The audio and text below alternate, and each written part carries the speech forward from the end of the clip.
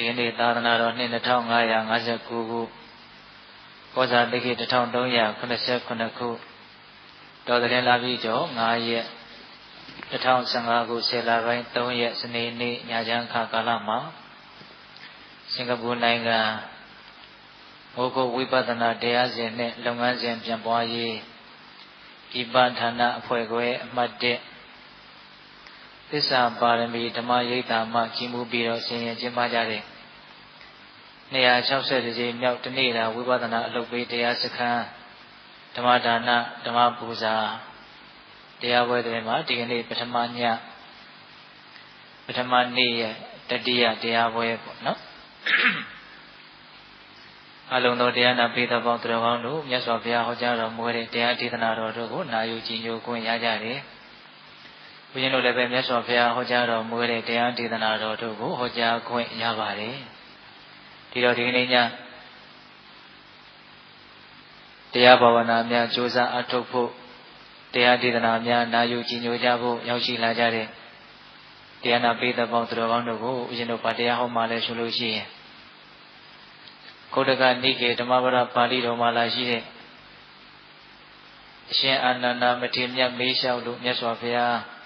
ဟောကြားတော်မူခဲ့တဲ့တရားဂါထာဒေသနာကိုအခြေခံပြီးတော့မြတ်ဗုဒ္ဓဤအဆုံးအမနဲ့တတိဤအစွမ်းလို့တရားကောင်းစဉ်လေးပြီးတော့ပိသပေါင်းသူတော်ကောင်းတို့ကိုအရှင်တို့ဟောပါမယ်မြတ်ဗုဒ္ဓဤအဆုံးအမနဲ့တတိဤအစွမ်းတဲ့တရားကနှစ်ပိုင်းပေါ့နော်ပထမပိုင်းကမြတ်စွာဘုရားရှင်ကိုရောမြတ်ကြီးရဲ့အဆုံးအမဒုတိယပိုင်းကအပမာဒလို့အမည်ရတဲ့တတိတရားရဲ့အစွမ်းတတိအဲ့တော့ဦးဇင်းတို့ပထမပိုင်းကနေစပြီးတော့ပြောမယ်ဆိုလို့ရှိရင်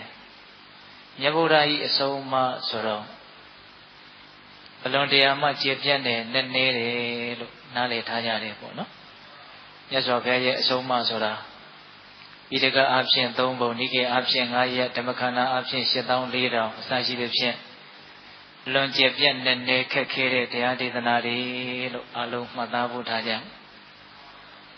အလွန်ကျက်ပြတ်နဲ့နေတဲ့အဲ့ဒီတရားဒေသနာတွေကိုဦးဇင်းတို့တူရာရှုမယ်ဆိုရင်တော့မကောင်းမှုရှောင်ကောင်းမှုဆောင်ဖြူအောင်စိတ်ကိုထားဆိုတဲ့အဆုံးအမ3ချက်ထဲကိုအကျုံးဝင်ရတယ်ဒါကြောင့်ဦးဇင်းတို့တစ်ချိန်လုံးကဒီတရားလေးကိုပဲအယိုးဆုံးနဲ့အကောင်းဆုံးတရားလို့တရားကောင်းစဉ်လေးပေးပြီးတော့ဟောဖို့ပါရိုးတာကတော့လူတိုင်းကြားဖို့နေလို့ဒါတဲ့ရိုးတဲ့တရားကတော့မရှိဘူးကလေးတွေကစပြီးတော့မိမိတို့လည်းပဲကလေးဘဝတွေကစပြီးတော့မကောင်းမှုရှောင်ကောင်းမှုဆောင်ဖြူအောင်စိတ်ကိုထားဆိုပြီးတော့စာအနေနဲ့ရောအဓိပ္ပာယ်အနေနဲ့ရော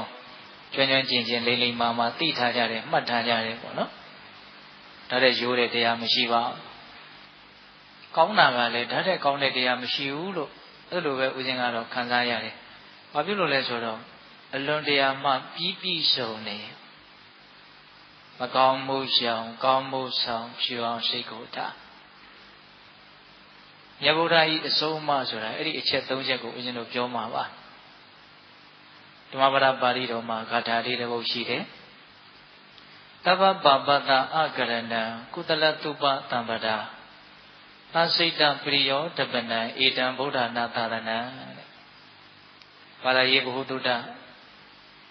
လိုက်စားကြတဲ့ပုဂ္ဂိုလ်တွေဆိုရင်နှုတ်တဲ့အာဂုံတောင်ဖြာကောင်းရမယ်ထင်ပါတယ်ဒီဂါထာလေး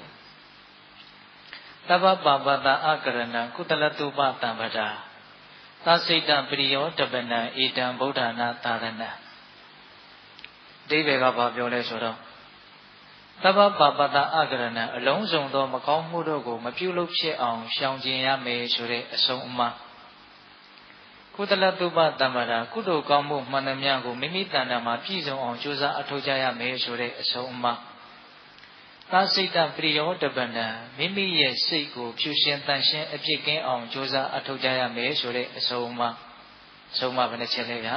3ချက်ဧတံဗုဒ္ဓနာသာသနာ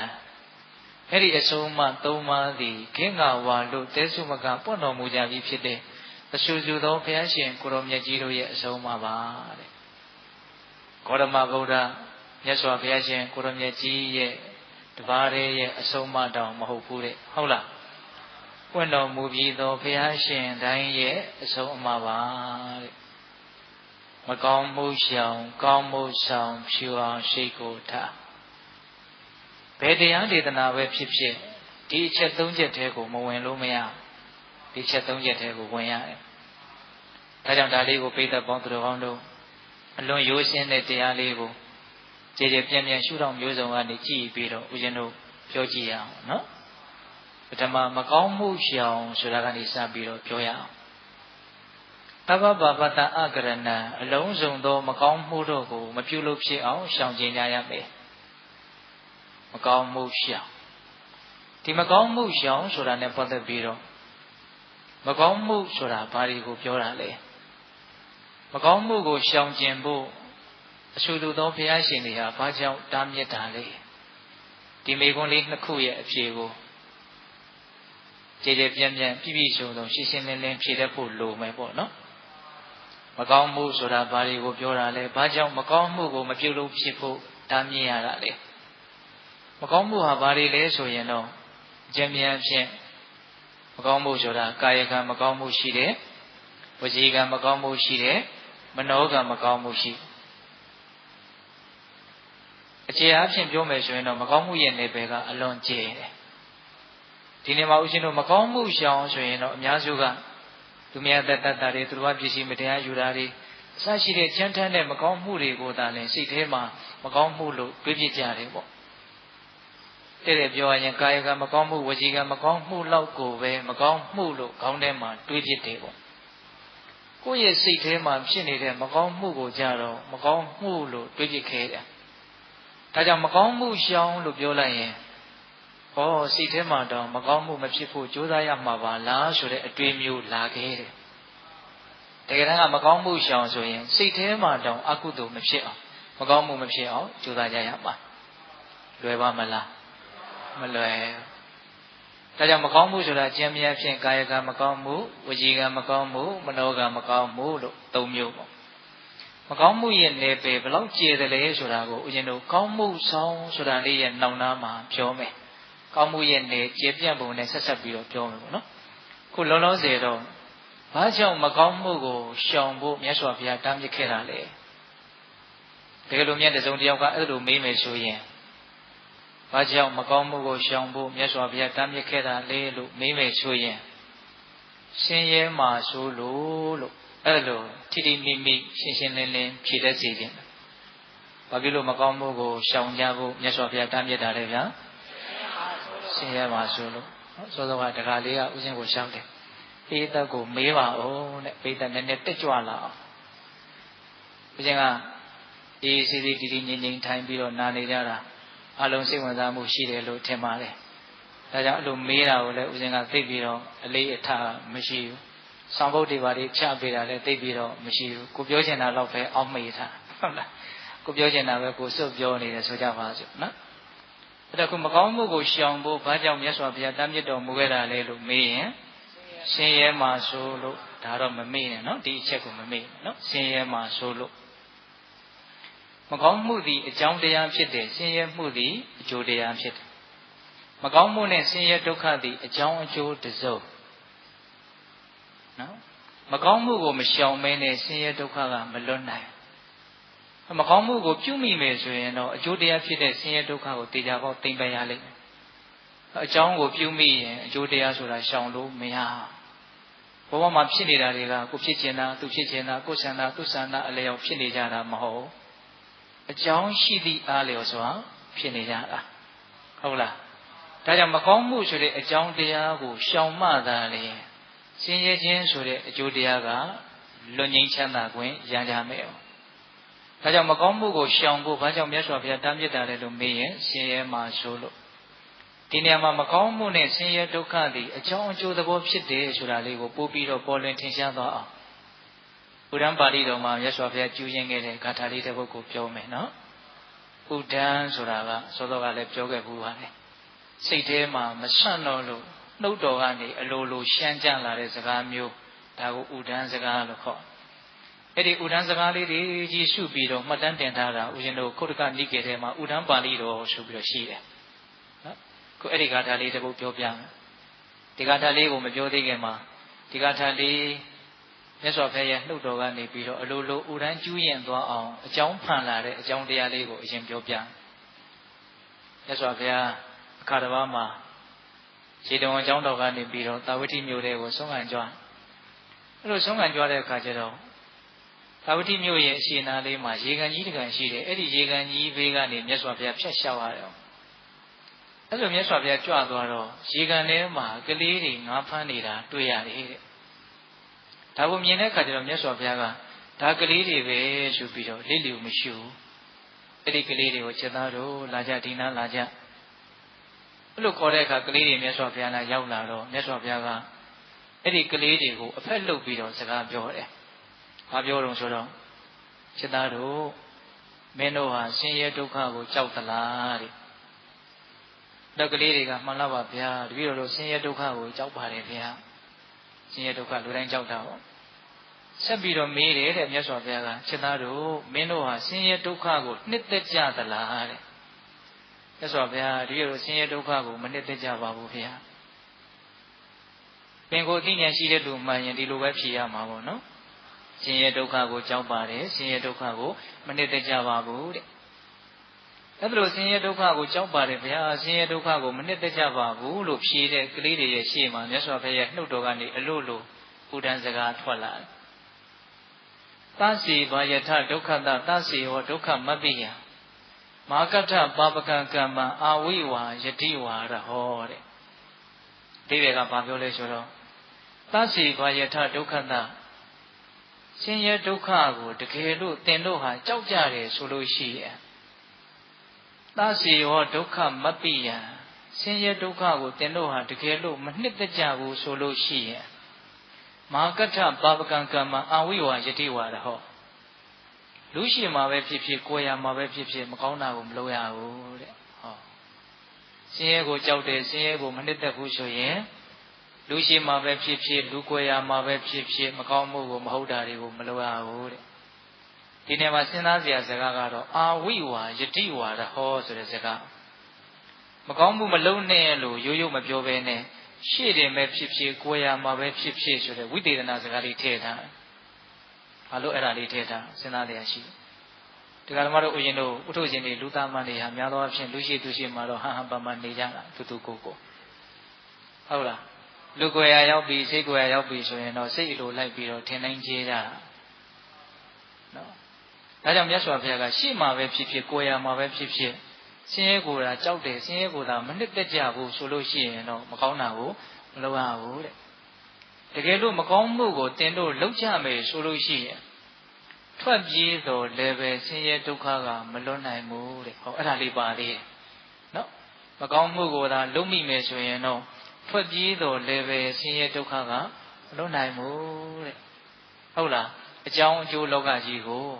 အကြောင်းတရားကိုပြုမိပြီဆိုရင်အကျိုးတရားကိုသိမ့်ပိုင်ရလိမ့်မယ်ဟုတ်ရလားဒါကြောင့်စောစောက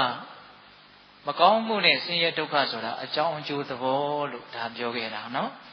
ဒါကြောင့်မြတ်စွာဘုရားဘာကြောင့်မကောင်းမှုကိုမပြုလုပ်ကြဖို့တားမြစ်တော်မူခဲ့တာလဲလို့မေးရင်ဆင်းရဲမှာဆိုလို့နော်ဒါကဥရှင်တို့မကောင်းမှုမပြုရဘူးလို့တားမြစ်ရခြင်းရဲ့အဓိကအကြောင်းရင်းပေါ့ဥရှင်တို့ပြောရတဲ့အချက်လက်ကများနေတော့ဒီလောက်ပဲမကောင်းမှုရှောင်ပြီးရမကောင်းမှုရှောင်ပြီးတော့ဘာလာမလို့ကောင်းမှုရှောင်နော်ကုသလတုပတံပရာကောင်းတာမှန်တယ်မြတ်မိမိတန်တန်မှာဖြစ်ပေါ်အောင်ကြိုးစားရမယ်ဒီနေ့မှာကောင်းမှုဆိုတာလည်းပဲကာယကံကောင်းမှုရှိတယ်ဝစီကံကောင်းမှုရှိတယ်မနောကံကောင်းမှုရှိတယ်အဲ့ဒါကိုအရှင်တို့ရှိသူတော်ကောင်းကြီးတွေကကောင်းမှုဆောင်လို့ဒီလိုလေးအနှစ်သာရရှိရှိရေးတယ်ဆောင်ဆိုတဲ့စကားလုံးလေးကအလွန်အဓိပ္ပာယ်ကောင်းတယ်ဆောင်နေဆိုတာကအမြဲတမ်းလို့လည်းပဲအဓိပ္ပာယ်ကတက်ရောက်ဟုတ်တယ်မဟုတ်လားအဲ့တော့ဆိုလိုတာကကုသိုလ်ကောင်းမှုတစ်မျိုးမဟုတ်တစ်မျိုးမိမိတန်တမှာအမြဲတမ်းဖြစ်အောင်ကြိုးစားရမယ်ဆိုတဲ့အဓိပ္ပာယ်ဟုတ်လားဒါကဥရှင်တို့စဉ်းစားစရာလေးကိုပြောတာအဲ့တော့ဒီကောင်းမှုကိုလည်းဘာကြောင့်ဆောင်ထားကြဖို့မိမိတန်တမှာဖြစ်ပေါ်အောင်ကြိုးစားကြဖို့ဘုရားအဆူဆူတိုက်တွန်းတော်မူခဲ့တာလေဘာကြောင့်ကောင်းမှုကိုပြုကြလို့တိုက်တွန်းခဲ့ရတာတော့တကယ်လို့သာတုံးတယောက်ကအဲ့လိုမေးမယ်ဆိုရင် ချမ်းသာစေခြင်းလို့ပါလို့ဒီလိုတူတူလေးထိထိမိမိလေးဖြေရမယ်ဘာဖြစ်လို့လဲတော့ချမ်းသာစေခြင်းပါနော်ကုသိုလ်ကောင်းမှုသည်အကြောင်းတရားချမ်းသာဒုက္ခသည်အကျိုးတရားကုသိုလ်ကောင်းမှုနဲ့ချမ်းသာဒုက္ခဆိုတာအကြောင်းအကျိုးတစ်စုံအဲ့တော့အကြောင်းအကျိုးဘယ်နှစုံရှိသွားပြီဦးဇင်းပြောတာနှစ်စုံရှိသွားတယ်နော်မကောင်းမှုနဲ့ဆင်းရဲဒုက္ခသည်အကြောင်းအကျိုးတစ်စုံကောင်းမှုနဲ့ချမ်းသာဒုက္ခသည်အကြောင်းအကျိုးတစ်စုံဘယ်သူကမှမကောင်းမှုသည်ဆင်းရဲကျိုးကိုပေးစီကောင်းမှုသည်ချမ်းသာကျိုးကိုပေးစီလို့ဖန်တီးထားတာမဟုတ်တဘာဝတရားကြီးရဲ့သဘောကိုဒီတိုင်းမယုတ်သေးဆိုရင်တော့ဆက်မှာပဲထမ်းလျက်ဆိုရင်တော့ချိုမှာပဲဒီသဘောပဲဟုတ်လားဒါကြောင့်ဦးဇင်းတို့အဘိဓမ္မာကျမ်းစာတွေထဲမှာအကုသိုလ်နဲ့ပတ်သက်ပြီးတော့ဘယ်လိုပြောလဲအကုသလံသာဝိဇ္ဇဒုက္ခဝိပါကလက္ခဏာမကောင်းမှုဆိုတာသာဝိဇ္ဇအပြစ်နဲ့တကွဖြစ်တယ်ဒုက္ခဝိပါကလက္ခဏာဆင်းရဲတဲ့အကျိုးကိုပေးတတ်တဲ့သဘာဝရှိတယ်ဒါသူ့ရဲ့ပင်ကိုယ်သဘောပဲဒါသူ့ကိုသွားပြီးတော့ထိမိမယ်ဆိုရင်တော့သူကတော့သူ့ရဲ့အစွမ်းကိုပြမှာအဲ့ဒါလိုပဲကောင်းမှုမှာလည်းပဲအစွမ်းရှိတယ်သူ့ရဲ့ပင်ကိုယ်သဘောလက္ခဏာတွေရှိတယ်ကုသလံအနာဝိဇ္ဇဒုက္ခဝိပါကလက္ခဏာကုသိုလ်ဆိုတာအနာဝိဇ္ဇအပြစ်ကင်းတဲ့သဘောရှိတယ်ဒုက္ခဝိပါကချမ်းသာဒုက္ခကိုအကျိုးပေးတတ်တဲ့လက္ခဏာရှိတယ်ဟုတ်လားဒါကြောင့်ဘာကြောင့်ကောင်းမှုကိုပြုဖို့မြတ်စွာဘုရားတိုက်တွန်းတာလဲလို့မေးရင်ချမ်းသာစေခြင်းလို့ကောင်းမှုနဲ့ချမ်းသာဒုက္ခသည်အကြောင်းအကျိုးသဘောဒါကြောင့်ဦးဇင်းတို့သင်္ကုတ္တပါဠိတော်တတ္တကနိပတ်ထဲမှာမြတ်စွာဘုရားဟောထားတဲ့အလွန်ထင်ရှားတဲ့စကားလေးတစ်ခုရှိတယ်ပိဋကတို့ကြားဥပါတယ်ပုံညံဘိက္ခဝေမာဘာယိဋ္ဌဒုက္ခတေတံအဓိဝဆနံပုံညံဘိက္ခဝေမာဘာယိဋ္ဌဒါလေးတော့ကြားဥမယ်ထင်ပါဘိက္ခဝေယဟန်တော်တို့ပုံညံကုသိုလ်ကောင်းမှုကိုမာဘာယိဋ္ဌမကြောက်ကြကုန်နဲ့ယဟန်တို့ကောင်းမှုကိုမကြောက်နဲ့ကောင်းမှုကိုမကြောက်နဲ့ဆိုတဲ့စကားလေးကတရားတော်တို့ဦးဇင်းတို့တွေကကောင်းမှုကိုနည်းနည်းတော့ကြောက်တယ်ဆိုတဲ့အတိပ္ပယ်ကိုတက်ရောက်စေတယ်ဟုတ်တယ်မဟုတ်လားကြောက်တယ်ဆိုတာလေကောင်းမှုပြုရင်သိပ်ပြီးတော့စိတ်မထက်သန်ဘူးမရဲရှင့်ဘူးမရဲဝံ့ဘူးကိုယ့်ကိုယ်အရန်ကြီးဆုံးမပြီးတော့တိုက်တွန်းနိုင်မှနှိုးဆော်နိုင်မှရှိရင်နည်းနည်းပဲရွေ့တယ်ဟုတ်လားဒါကြောင့်ကောင်းမှုကိုဘာလဲတော့ရဲရဲဝံ့ဝံ့လုပ်ဒါပြောတာပါနော်ကောင်းမှုကိုမကြောက်ကြနဲ့ပုံညံဘိက္ခဝေမာဘာယိဋ္ဌယဟန်တို့ကောင်းမှုကိုမကြောက်ကြနဲ့ဒုက္ခတေတံအဓိဝဆနံကောင်းမှုဆိုတာချမ်းသာဒုက္ခရဲ့နာမည်တဲ့ဟောလောက်အားရှိပြန်ကောင်းမှုဆိုတာဘာရဲ့နာမည်ချမ်းသာဒုက္ခရဲ့နာမည်ဒီနေရာမှာကောင်းမှုကလည်းပဲသောတော်ကပြောခဲ့တယ်ကာယကံကောင်းမှုဝจีကံကောင်းမှုမနောကံကောင်းမှုလို့၃မျိုးအရက်ထဲမှာအလွန်အသုံးများတဲ့ဘာသာရေးဟောတာနဲ့ပြောရရင်ကောင်းမှုကဒါနကောင်းမှုရှိတယ်သီလကောင်းမှုရှိတယ်တမာရီကောင်းမှုရှိတယ်ပညာကောင်းမှုရှိတယ်၄မျိုးအုပ်စုကြီး၄စုဒါကတော့အဘိဓမ္မာစကားခက်ဆန်ဆန်ပေါ့နော်ဒါနသီလတမာရီပညာသူတက်ပို့ပြီးတော့အဘိဓမ္မာဆန်တဲ့စကားနဲ့ပြောရရင်တော့အလောဘအဒေါသအမောဟအခြေခံတဲ့သဘာဝဟုတ်လားအဲ့ဒါဘိဓမ္မာပေါင်းသူတော်ကောင်းတို့ကောင်းမှုရဲ့အဓိပ္ပာယ်ကောင်းမှုရဲ့နေပယ်ကလည်းအလွန်ကျယ်တယ်ဒီနေရာမှာဦးဇင်းတို့မကောင်းမှုနဲ့ကောင်းမှုဟာနေပယ်အလွန်ကျယ်တယ်ဆိုတာကိုနားလည်ဖို့အတွက်တရားဖြင့်အကုသိုလ်နဲ့ကုသိုလ်ရဲ့သဘာဝတွေကိုပို့ပြီးတော့သဘောပေါက်ဖို့အတွက်တန်ရုပ်ပါဠိတော်မှာမြတ်စွာဘုရားဟောထားတဲ့ကုသိုလ်နဲ့အကုသိုလ်ဆိုတာနဲ့ပတ်သက်တဲ့ဒေသနာလေးအကျဉ်းမြင်လေးပြောပြ။ဘာဟောထားတော့ဆိုတော့ယဟန်တို့တဲ့အကုသိုလ်လို့မှန်မှန်ကန်ကန်ပြောခြင်းနဲ့ဆိုရင်နိဝရဏတရား၅ပါးကိုအကုသိုလ်လို့ပြောလိုက်ပါတဲ့။နိဝရဏတရား၅ပါးသည်တသက်သောအကုသိုလ်တရားမျှတာဖြစ်တယ်တဲ့အကုသိုလ်ဆိုတာကိုမှန်မှန်ကန်ကန်ပြောနိုင်ခြင်းနဲ့ဆိုရင်ဘာကိုပြောရမလဲနိဝရဏတရား၅ပါးကိုအကုသိုလ်လို့ပြောတဲ့ယဟန်တို့တဲ့ကုသိုလ်လို့မှန်မှန်ကန်ကန်ပြောခြင်းနဲ့ဆိုရင်တော့တတိပဋ္ဌာန်တရား၄ပါးကိုကုသိုလ်လို့ပြောလိုက်ပါတဲ့တတိပဋ္ဌာန်တရား၄ပါးသည်တသက်သောကုသိုလ်ကောင်းမှုဖြစ်တယ်တဲ့ဟောကုသိုလ်လို့မှန်မှန်ကန်ကန်ပြောခြင်းနဲ့ဆိုရင်တတိပဋ္ဌာန်တရား၄ပါးကိုဟောပြောပါတဲ့နော်တတိပဋ္ဌာန်တရား၄ပါးဟာတသက်ကုသိုလ်တရားဖြစ်တယ်ကေဝလဆိုတဲ့စကားလေးနဲ့ဟောတသက်ဘာမှမရောကုသိုလ်လေးတသက်အလွန်တန်ရှင်းဖြူစင်တဲ့ကုသိုလ်လေးတတိပဋ္ဌာန်တရားဆိုတာအဲ့ဒီဒေသနာတွေကိုပိဋကပေါင်းတော်ကောင်းတို့တိတိကျကျစဉ်းစားကြည့်လို့ရှိရင်အကုသိုလ်ဆိုတာ ဘလောက်ထိနည်းနည်းလေးကျေပြန့်တယ်ကုသိုလ်ဆိုတာလည်းဘလောက်ထိနည်းနည်းကျေပြန့်လဲဆိုတာပို့ပြီးတော့သဘောပေါက်เสียမရှိဘူးလားရှိရနော်အဲ့တော့ဒီနည်းအားဖြင့်လည်းပဲအကုသိုလ်ဆိုတာကိုပို့ပြီးတော့နားလည်ဖို့ကုသိုလ်ဆိုတာကိုပို့ပြီးတော့နားလည်ဖို့အတွက်ပိဋကတို့နိဝရဏဆိုတဲ့စကားလုံးတတိပဋ္ဌာန်ဆိုတဲ့စကားလုံးဒီစကားလုံးနှလုံးကိုနားလည်ဖို့လိုလာတယ်ဟောတတိပဋ္ဌာန်ဆိုတာလေးတော့စောစောကပြောခဲ့ပါပြီနိဝရဏဆိုတာကတော့ဒီနေရာမှာမပြောရသေးဘူးအကုသိုလ်ဆိုတာကိုကြည်ကြည်ပြန့်ပြန့်နားလည်ခြင်းနဲ့ဆိုရင်နိဝရဏရဲ့အကြောင်းကိုနားမလည်လို့မရနိဝရဏဆိုတဲ့စကားလုံးကိုကောင်းကောင်းနားလည်ရမယ်အဲ့တော့နိဝရဏဆိုတာဘာပြောတာတော့နိဝရဏဆိုတဲ့ပါဠိစကားကဗမာလိုပြောရရင်အပိတ်အပင်အကာအကွယ်အတားအဆီးလို့အဓိပ္ပာယ်ရတယ်ဒီစိတ်ကိုအမှန်တရားကိုမမြင်အောင်ဖုံးကွယ်ပိတ်ပင်တဲ့အစွမ်းတတ္တိရှိတဲ့တရားတွေကိုနိဝရဏလို့ခေါ်တယ်နိဝရဏတရားဘယ်နှပါးရှိတယ်လို့ကြားလို့၅ပါးနိဝရဏတရား၅ပါးကဘာတွေတုံးပြနံပါတ်1ကာမိသန္တာနိဝရဏတော်တယ်နော်ဟိုတလောကမန္တလေးမှာဦးဇင်းကနံပါတ်1ဆိုတော့တရားမှဘာမှမပြောဟုတ်လားနော်နံပါတ်1ကာမိသန္တာနိဝရဏကာမိသန္တာဆိုတာကာမဂုဏ်အာယုန်တွေရဲ့ပုံမှာအလိုဆန္ဒတွေရှိနေတာလူငယ်တွေနားလည်အောင်ရှင်းရှင်းပြောရရင်တော့မြင်ခြင်းနေတာကြည့်ခြင်းနေတာနားထောင်ခြင်းနေတာကြားခြင်းနေတာနမ်းရှူခြင်းနေတာစားတောက်ခြင်းနေတာတွေ့ထိခြင်းနေတာဒါကိုဘာခေါ်ကာမိသန္တာတေကိုကောက်ရင်လောဘတေကိုကောက်တယ်ဆိုတဲ့စကားလေးကအဘိဓမ္မာသင်တန်းတက်ဖူးတဲ့လူတွေဆိုရင်သိမယ်ဟုတ်လားတေကိုကောက်တယ်ဆိုတာဒါရဲ့အဘိဓမ္မာစကားအသုံးလုံးကဘာလဲလို့ပြောတာတော့ကာမိသန္တာဆိုတာအဘိဓမ္မာစကားလုံးနဲ့ပြောမယ်ဆိုရင်လောဘကိုပြောတာဟုတ်ရဲ့လားအဲ့ဒီကာမိသန္တာဟာစိတ်ထဲဝင်လာပြီဆိုလို့ရှိရင်ဒီစိတ်ဟာအမှန်တရားကိုမမြင်တော့ချမ်းသာနဲ့ဝေးသွားအဲ့လိုအမှန်တရားကိုမမြင်အောင်ရှေ့ကနေပိတ်ပင်ကာကွယ်တားဆီးထားတဲ့သဘောရှိလို့မို့ဒီလောဘဆိုတဲ့ကာမိသန္တာကိုနိဝရဏလို့ပြောတာဒါကိုမြတ်စွာဘုရားကစိတ်ထဲမှာရှင်းသွားအောင်ဥမာလေးပေးပြီးတော့ဟောထားတာရှိတယ်ရှင်းတော့ကကိုယ့်ရဲ့မျက်နှာရည်ကိုကြည့်ကျင်တယ်ဆိုလို့ရှိရင်ခုခေတ်လိုမှန်တော့ဘာတော့မပေါ်သေးဘူးမပေါ်သေးတော့ဘာလုပ်ရအောင်ဆိုတော့ကြည်ပြားလေးကိုညီးနေအောင်ပြားနေအောင်ခတ်အဲ့ဒါကိုအချင်းရည်လေးပါလေးနဲ့တုပ်ပြီးတော့ဝင်းတောက်နေပြီဆိုတော့အဲ့ဒါလေးကိုမှကိုယ့်ရဲ့မျက်နှာကိုကြည့်ရတာအဲ့ဒါကိုကြေးမှုံလို့ခေါ်တာဟုတ်လားအဲ့ဒါကလည်းငွေကြေးမတက်နိုင်တဲ့လူကအဲ့ဒီကြေးမှုံကအိမ်တိုင်းမရှိဘူးအဲ့တော့ဘယ်လိုလုပ်ရအောင်ဆိုတော့အများစုကနော်အလင်းရောင်ရှိတဲ့နေရာလေးမှာချထားတဲ့ငြိမ်းနေတဲ့ရေခွက်ထဲကရေမျက်နှာပြင်ပေါ်မှာကိုမျက်နှာရည်ကိုကြည့်ရဒါရှင်းတော့ကမှန်ကြည့်တဲ့အနေထားပေါ့အဲ့လိုရေမျက်နှာပြင်ပေါ်မှာကိုယ့်ရဲ့မျက်နှာရည်ကိုကြည့်တဲ့ပုဂ္ဂိုလ်ဟာတဲ့တကယ်လို့သာအဲ့ဒီရေမျက်နှာပြင်ပေါ်မှာ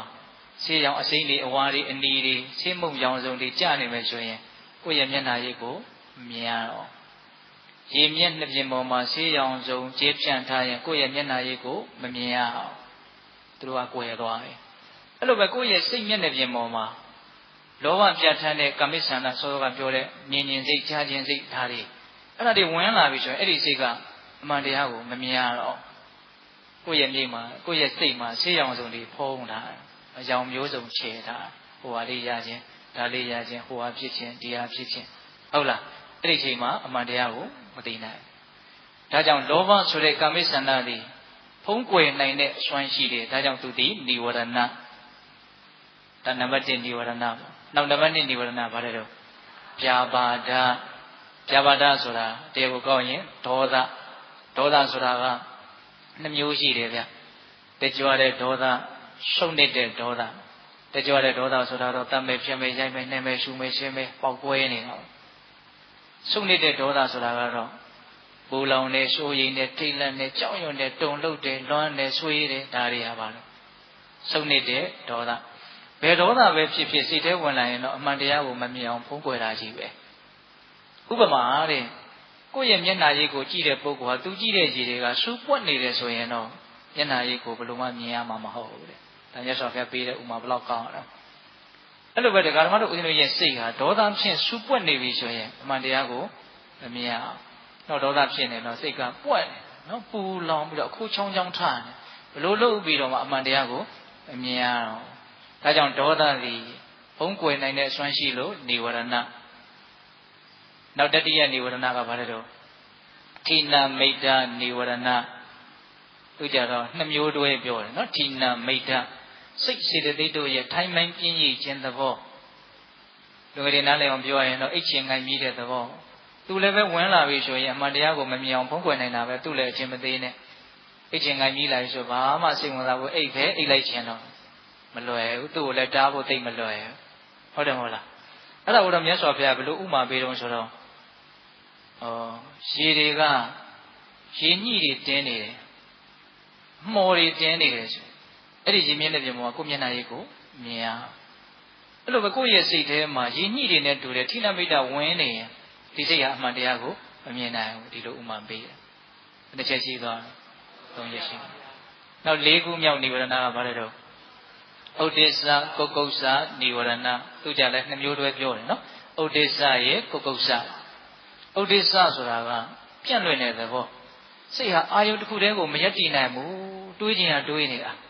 တွေးတာတွေကသဘာဝကျတာတွေရောမကျတာတွေရောဖြစ်နိုင်တာတွေရောမဖြစ်နိုင်တာတွေရောဖြစ်ခဲ့တာတွေရောမဖြစ်သေးတာတွေရောစုံနေတာ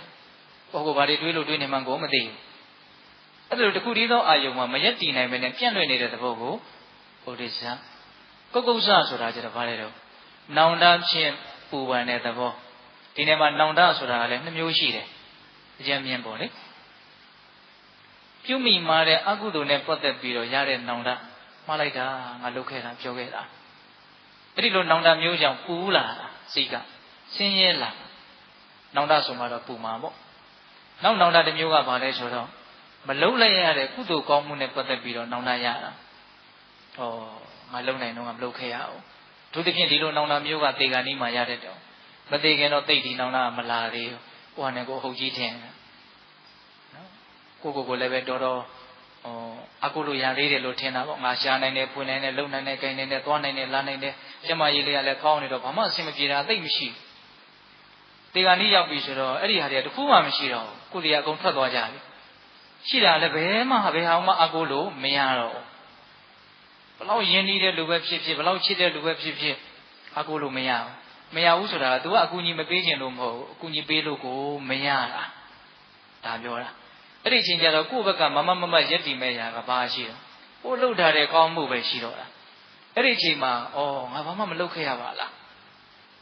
နော်ထွန်းပေါအောင်အသိဉာဏ်ကိုကြီးမားအောင်လုပ်နိုင်ခွင့်ရှိပါလေခင်နဲ့ငါဘာမှလည်းပဲဟုတ်ဟာကောင်းကောင်းကံကမသိခဲ့ရပါလားအဲ့ဒီမှာပါတော့နောင်တရအဲ့ဒါတစ်ချိန်လုံးကဦးဇင်းတို့နောင်တဝေးရွေးအေးပါစေတရားလေးတခုဟောတယ်နော်အကုသိုလ်ပြုမိလို့ရတဲ့နောင်တမျိုးကိုမိုက်နောင်တလို့ဒီတုန်းကပြောခဲ့တာကုသိုလ်မလုပ်ခဲ့ရလို့ရတဲ့နောင်တမျိုးကိုမေ့နောင်တလို့ပြောတာမိုက်လို့ရတဲ့နောင်တလည်းအဆင်မပြေဘူးမေ့လို့ရတဲ့နောင်တလည်းအဆင်မပြေဘူးစိတ်ကိုပူပန်နေတာကြီးပဲဒါကြောင့်ကုက္ကုစ္စဆိုတာအဲ့ဒါလိုနောင်တကြောင့်ပူလောင်ရတဲ့သဘောနော်အဲ့ဒါလိုပြန့်လွင့်ခြင်းဥဒိစ္စနောင်တဖြင့်ပူပန်ခြင်းကုက္ကုစ္စဒီတရား2မျိုးဝင်လာပြီဆိုရင်စိတ်ဟာအမှန်တရားကိုမမြင်နိုင်ဘူးဥပမာဘာနဲ့တူတော့ဆိုလို့ရှိရင်တဲ့လေးတိုက်လို့တော့၎င်းသုံးဖို့ခွက်ကိုလှုပ်မိလို့တော့၎င်းရေတွေကလှုပ်သွားပြီဆိုရင်မျက်နှာရည်ကိုမမြင်ရတော့အကြီးကလှိုင်းထားတယ်အဲ့လိုပဲစိတ်မှာဥဒိစ္စကြောင့်လှိုင်းထားတယ်ကုက္ကုစ္စကြောင့်လှိုင်းထားတယ်မငြိမ်ဘူးဘလို့လှုပ်ပြီးတော့မှအမှန်တရားကိုအဲ့ဒီအချိန်မှာမမြင်နိုင်ဘူးនិဝရဏတဲ့တားဆီးနိုင်တယ်ပိတ်ပင်နိုင်တယ်ကာကွယ်နိုင်တယ်၄ခုရှိသွားပြီနော်နောက်၅ခုမြောက်និဝရဏဘာလဲတော့ဝိသိကိစ္စဆိုတာကစေတနာမြတ်၃ပါးနဲ့ပတ်သက်ပြီးတော့သူတော်ကောင်းတရားတွေနဲ့ပတ်သက်ပြီးတော့စိတ်ထဲမှာမှန်မှန်ကန်ကန်ဆုံးဖြတ်ချက်မချနိုင်ရှေ့တော်မှလို့နောက်ဆိုမှလို့လှုပ်မှလို့မလှုပ်မှလို့ဟုတ်သလားမဟုတ်ဘူးလားကို့မှာဘာမှမှန်ကန်တဲ့ဆုံးဖြတ်ချက်မချနိုင်တူလို့တွေးတော့ပြီးတော့တန်တရားရဲ့နှိမ့်ဆက်မှုကိုအလိုလဲခံနေရအဲ့ဒီအနေအထားမျိုးကိုဝိသိကိစ္စအဲ့ဒီဝိသိကိစ္စလည်းသူဝင်လာပြီဆိုရင်စိတ်ဟာအမှန်တရားကိုမသိရတော့ဥပမာကိုကြည့်မဲ့ရေခွက်ကမှောင်ရည်ထဲကိုချထားတယ်အနေတွေကလည်းထနေတယ်ဘလို့လုပ်ပြီးတော့မှမျက်နှာရည်ကိုမမြင်ရဘူးအဲ့လိုဥမာပေးတယ်မြတ်စွာဘုရားဒါကြောင့်မိသက်ပေါင်းသူတော်ကောင်းတို့និဝရဏတရား၅ပါးကမိစ္ဆန္ဒဆိုတဲ့လောဘပြာပါဒဆိုတဲ့ဒေါသထိနာမိတ်တဥဒိစ္စကုက္ကုစ္စဝိသိကိစ္စဒီတရား၅မျိုးသည်စိတ်ရဲ့အမှန်တရားကိုသိမြင်ရေးကိစ္စမှာအလွန်တရာပိတ်ပင်ကာကွယ်တားဆီးနိုင်တဲ့အတွက်ကြောင့်និဝရဏလို့ခေါ်တယ်တဲ့ဟုတ်လားအဲ့ဒီនិဝရဏကိုပဲအခုပါပြောနေတော့မြတ်စွာဘုရားကအကုသိုလ်လို့မှန်မှန်ကန်ကန်ပြောခြင်းရင်အဲ့ဒီនិဝရဏတရား၅ပါးကိုပြောလိုက်ပါတဲ့အကုသိုလ်ကင်းဖို့လွယ်လားဗျာ နော်တတိမရှိဘူးဆိုတော့အကုသိုလ်ကင်းဘဝတော်တော်မလွယ်ဘူးဟုတ်တယ်မဟုတ်လားတချို့ကပြောရတာလေအထူးသဖြင့်ဒကမာကြီးတွေဆိုပြောတယ်တို့ဘာအကုသိုလ်မှမရှိဘူးဟုတ်လားတို့ဘာမကောင်းမှုမှမလုပ်ဘူးစိတ်ထဲမှာအကုသိုလ်ဖြစ်နေတာကိုမတွေးမိဘူးပေါ့နော်ဒါကြောင့်ကြည်ကြည်ပြန့်ပြန့်အကုသိုလ်နဲ့ပတ်သက်ပြီးတော့နားလည်ဖို့အတွက်ဒီလိုဒေသနာမျိုးလေးတွေကိုမှတ်သားထားဖို့မလွယ်ဘူးလားမလိုဘူးလားလိုတယ်နော်ဒါကအကုသိုလ်ရဲ့နေပေကျေပြတ်မှုလေးပြောပြနောက်ကုသိုလ်နဲ့ပတ်သက်ပြီးတော့ပုံမသဘောပေါက်နားလည်မှုရှိနေဖို့အတွက်တတိပဋ္ဌာန်ဆိုတဲ့စကားလုံးကိုနားလည်ဖို့မလိုဘူးလားအဲ့ဒါကစောစောပိုင်းတုန်းကပြောခဲ့တယ်နော်တတိဆိုတဲ့စကားလုံးရဲ့ပဋ္ဌာနဆိုတဲ့စကားလုံးရဲ့စကားလုံးနှလုံးပေါင်းထားနောက်ဆုံးနာငယ်လေးကိုအသက်ကလေးထည့်လိုက်တော့တတိပဋ္ဌာန်တတိကခန္ဓာမှာဖြစ်နေတာကိုလောလောဆယ်ဖြစ်နေတာကိုအောင်မေ့အမှတ်ရတဲ့သဘောပဋ္ဌာနကခိုင်မြဲစွာတီးနေအောင်ကြိုးစားတဲ့သဘောတတိကလေးမိမိခန္ဓာမှာဖြစ်နေတဲ့သဘာဝတရားတွေအပေါ်မှာခိုင်မြဲစွာတီးနေအောင်ကြိုးစားအထောက်တဲ့အလုပ်ကိုတတိပဋ္ဌာန်အဲဒီတတိပဋ္ဌာန်ကဘယ်နှပါးရှိတယ်လို့ကြားဖို့တော့မရ၄ပါးမိမိရဲ့ယုတ်ကာယတွေရဲ့အပေါ်မှာသတိထားပြီးနေမယ်ဆိုရင်ဒါကာယ ानु ပဒနာသတိပဋ္ဌာန်ချမ်းသာခြင်းဆင်းရဲခြင်းအစရှိတဲ့ဝေဒနာတွေရဲ့ပုံမှာသတိထားပြီးတော့နေနိုင်မယ်ဆိုရင်တော့ဝေဒနာ ानु ပဒနာသတိပဋ္ဌာန်စိတ်တွေရဲ့ပုံမှာသတိထားပြီးနေမယ်ဆိုရင်တော့စိတ်ဓာ ानु ပဒနာသတိပဋ္ဌာန်ဓမ္မတဘာဝအသေးစိတ်လေးတွေရဲ့ပုံမှာသတိထားပြီးနေမယ်ဆိုရင်တော့ဓမ္မ ानु ပဒနာသတိပဋ္ဌာန်သတိပဋ္ဌာန်တရား၄ပါးတတိထားတဲ့အရာဌာန၄မျိုးကွဲပြားသွားလို့တတိပဋ္ဌာန်တရားက၄ပါးဖြစ်သွားတာ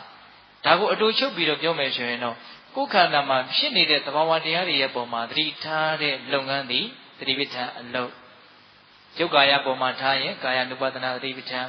ဝေဒနာရဲ့ပုံမှာထားရင်ဝေဒနာ ानु ပဒနာတတိပဋ္ဌာန်စိတ်ရဲ့ပုံမှာထားရင်စိတ်ဓာ ानु ပဒနာတတိပဋ္ဌာန်ဓမ္မရဲ့ပုံမှာထားမယ်ဆိုရင်ဓမ္မ ानु ပဒနာတတိပဋ္ဌာန်နားလည်ဖို့ခက်ခဲတာကတော့အဲ့ဒီဓမ္မ ानु ပဒနာတတိပဋ္ဌာန်သူကရှေ့ကတတိပဋ္ဌာန်တွေကိုကျွမ်းကျင်လိမ္မာပြီးတဲ့နောက်မှာတဖြည်းဖြည်းနဲ့အသေးစိတ်တတိတွေကောင်းလာတဲ့သဘောလို့အကြံဉာဏ်ပြောလို့ရပါတယ်။အဲ့တော့မြတ်စွာဘုရားကကုသိုလ်လို့မှန်မှန်ကန်ကန်ပြောခြင်းနဲ့ဆိုရင်အဲ့ဒီတတိပဋ္ဌာန်တရား၄ပါးကိုပြောလိုက်ပါတဲ့။ဆိုလိုတာကကိုယ်ခန္ဓာမှာဖြစ်နေတဲ့သဘာဝတရားရဲ့ပုံမှာတတိထားပြီးတော့နေတဲ့အခိုက်အတန့်မှာအလွန်တန်ရှင်းစင်ကြယ်တဲ့ကုသိုလ်ကောင်းမှုကြီးကိုဖြစ်နေတာ။ဒါပြောတာဟုတ်လား။ဝေကုံကြီးကြလည်းတရားမှကုံစရာမလိုဘယ်သူမှလည်းအကူကြီးတောင်းစရာမလို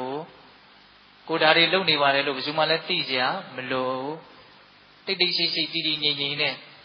အလွန်မြင့်မြတ်စင်ကြယ်တဲ့ကောင်းမှုတို့ကိုအထုတ်နေရမရောက်ဘူးလားရောက်တယ်ဒါကြောင့်ကောင်းမှုဆောင်ဆိုတာနဲ့ပတ်သက်ပြီးတော့တကယ်ကောင်းမှုကိုစင်စင်ကြယ်ကြယ်ဆောင်ကျင်နေဆိုရင်တော့သတိပဋ္ဌာန်တရားမပါလို့မရဟုတ်လားဒါကြောင့်ပိဋကပေါင်းသူတော်ကောင်းတို့ကောင်းမှုကိုဆောင်ဖို့ဘာကြောင့်မြတ်စွာဘုရားတိုက်တွန်းခဲ့တာလဲချမ်းသာစေခြင်းလို့မကောင်းမှုကိုရှောင်ဖို့ဘာကြောင့်မြတ်စွာဘုရားတားမြစ်ခဲ့တာလဲဆင်းရဲမှာဆိုလို့မကောင်းမှုရဲ့နေပယ်ကောင်းမှုရဲ့နေပယ်ကျေပြတ်ပုံကိုလည်းဒါဦးဇင်းတို့အရေးအမြတ်ကလေးပြောပါတယ်ဟုတ်ရဲ့လားအေးဒါကဘာကိုပြောနေတာတော့ဗျာမြတ်ဗုဒ္ဓဤအဆုံးအမဆိုတဲ့ခေါင်းစဉ်အောက်မှာပြောနေတတိအစွမ်းဆိုတဲ့ခေါင်းစဉ်အောက်မှာစကားမလာသေးဘူးမြတ်ဗုဒ္ဓဤအဆုံးအမဆိုတာကိုမကုန်သေးဘူးနောက်ထပ်တစ်ပါးကျန်သေးတယ်ဘာကျန်သေးတော့ဖြူအောင်စိတ်ကိုထား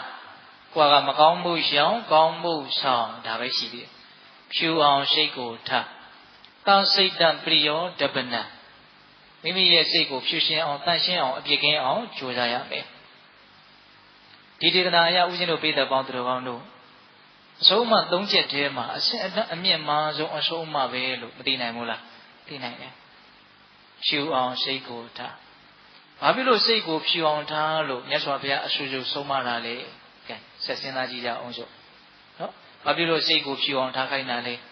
မဖြူသေးလို့ပေါ့လို့လွယ်ဖြေမယ်ဆိုရင်လည်းဖြေလို့ရတယ်ဖြေလို့ရကောင်းတယ်တကယ်လည်းဟုတ်တယ်လေတရားဓမ္မတို့ဦးဇင်းတို့ရဲ့စိတ်ကဖြူရတယ်လို့သိမရှိဘူးမဖြူသေးလို့မို့ဖြူအောင်လုပ်ခိုင်းတာပေါ့ဖြူပြီးသားဆိုရင်ဖြူအောင်ထားလို့ပြောနေကြအကြောင်းမရှိလို့ဆိုရင်စိတ်ရဲ့သဘာဝလေးကိုတော့နည်းနည်းတော့ပြောမှဖြစ်မယ်စိတ်ဆိုတာတဲ့ဦးဇင်းတို့အင်္ဂုတ္တပါဠိတော်ဧကနိပတ်ထဲမှာမြတ်စွာဘုရားဟောထားတာလေးတစ်ခုရှိတယ်ပဝတ္တရမိဒံဘိက္ခောစိတ်တံအာဂန္တုကေဟိဥပကိလေတေဟိဥပကိလေထံဒီဘက်ကဘာပြောတော့ဗျာယဟန်တို့တဲ့စိတ်ရဲ့ပင်ကိုယ်သဘောဟာအလွန်တရာမှဖြူရှင်တောက်ပတယ်ပဝတ္တရဖြူရှင်တောက်ပနေတယ်စိတ်ကလေးကအောစရာပါပဲဒါပေမဲ့လို့တဲ့ အာဂန္တုကိဟိဥပကိလေတေဟိဥပကိလေထရာဂဒေါသမောဟအစရှိတဲ့ကိလေသာဧည့်သည်တို့ကြောင့်ဒီစိတ်ကလေးဟာညှဉ်းနှွမ်းသွားရတယ်ဟုတ်လားစိတ်ကလေးကပင်ကိုယ်ကဖြူစင်ပါတယ်တဲ့ဧည့်သည်တပွဲဖြစ်သောရာဂဒေါသမောဟကိလေသာတို့ကြောင့်ဒီစိတ်ကလေးဟာညှဉ်းနှွမ်းသွားတယ်တဲ့အဲ့တော့ဧည့်သည်ဆိုတဲ့အသုံးအနှုန်းနဲ့မြတ်စွာဘုရားဟောတယ်စိတ်ကိုအယောင်ဆိုးတဲ့ညစ်ပေစေတဲ့ကိလေသာကိုဧည့်သည်ဆိုတဲ့အသုံးအနှုန်းနဲ့ဟောတယ်အာဂန္တုဧည့်သည်ဆိုတော့အကြောင်းတိုက်ဆိုင်ရင်ရောက်လာမယ်ပြီးရင်ပြန်လဲထွက်ခွာသွားမယ်မမြဲဘူးပေါ့နော်ဒါပေမဲ့ခက်တာကဦးဇင်းကစဉ်းစားကြည့်မိတယ်အဲ့ဒီဧည့်သည်ကဒကာမတို့ဦးဇင်းတို့တာမန်ပုဂ္ဂိုလ်တွေရဲ့တန်တန်ကိုခဏခဏလာနေတာကခက်တယ်ဒီဧည့်သည်ကအလားအလွန်စိတ်တယ်ပေါ့နော်လာမိရင်လည်းတော်တော်နဲ့မပြန်ဘူးဆိုတဲ့ဧည့်သည်ဟုတ်လားဒါလေးတော့မှန်မှန်ကန်ကန်နားလည်ဖို့လိုတယ်နော်ဧည့်သည်တော့ဧည့်သည်ပဲသို့တော့အလွန်အလားစိတ်သောဧည့်သည်လာမိရင်လည်းတော်တော်နဲ့မပြန်တော့ဧည့်သည်စဉ်းစားကြည့်လေမျက်လုံးနှလုံးပွင့်နေတယ်နားနှစ်ပေါက်ပွင့်နေတယ်အာယုန်တွေကတော့ဝင်နေမှာပဲတွေ့နေမှာပဲမြင်လိုက်တိုင်းကြားလိုက်တိုင်းနမ်းရှူလိုက်တိုင်းစားတော့လိုက်တိုင်းတွေးထိလိုက်တိုင်းတွေးချင်မိတိုင်းသဘောကျတယ်ဆိုတော့ဇာကဧည့်သည်လောဘဧည့်သည်ကအလဲလာတယ်ပေါ့သဘောမကျဘူးဆိုတော့ဒေါသဧည့်သည်ကအလဲရောက်လာတယ်သူသဖြင့်အဲ့ဒီဒေါသဧည့်သည်ကလာမိရင်မပြန်ဘူးတောင်စင်ကြီးမြတ်လျှောက်တွေးပြီးတော့ဒေါသတွေကဖြစ်ပြီးရင်ဖြစ်နေတော်တော်ကြီးပူးလောင်လာပြီဆိုမှဟာငါအကုသိုလ်တော်တော်များနေပါလားလို့စဉ်းစားမိဟုတ်ရဲ့လားတချို့ဆိုလို့ရင်စိတ်ထဲအကုသိုလ်ဖြစ်အောင်လောက်နဲ့မသိသေးဘူးဆွဆွဝဝတွေပြောလာပြီဆွဆွဝဝတွေလှုပ်လာပြီဆိုတော့မှသတိထားမိရောဒါပြောရင်တာကဘာလဲဆိုတော့ကိလေသာတရားသည်ဧည့်သည်လို့ဆိုညာတော်လည်းပဲအလားစိတ်သောအနေကြသောဧည့်သည်အဲ့ဒါစိတ်ကိုဖြူအောင်ထားရမယ်ဆိုတာဒီကိလေသာဧည့်သည်ကိုအလားကျဲအောင်လုပ်ရမယ်ပေါ့ဆိုလိုတာ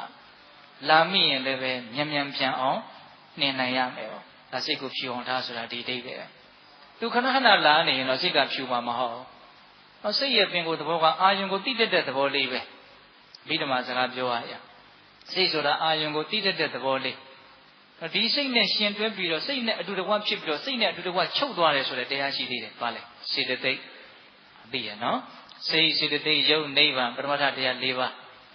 စေတသိက်ဆိုတာကြတော့သူကကောင်းတဲ့စေတသိက်ရှိတယ်မကောင်းတဲ့စေတသိက်ရှိတယ်ကောင်းတဲ့စေတသိက်တွေရဲ့ခြေလက်တာကိုခံရတဲ့အတူရှင်တွဲပြီးတော့ဖြစ်တယ်ဆိုအဲ့ဒီစိတ်ကစိတ်ကောင်းလို့ဆိုရတယ်